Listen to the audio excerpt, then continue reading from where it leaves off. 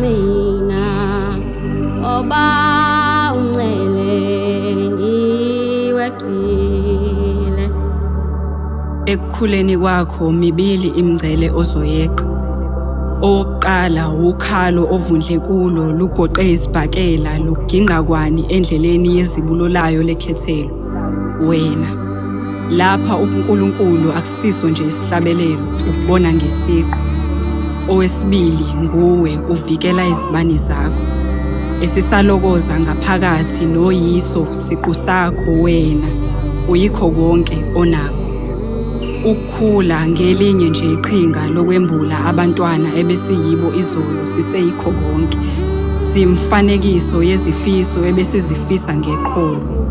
Buka asiqolozele emehlweni namhlanje lamaphupho adinga ilobolo. Singumnjalo bakho konke ebesikubuka lufifi ngayizolo.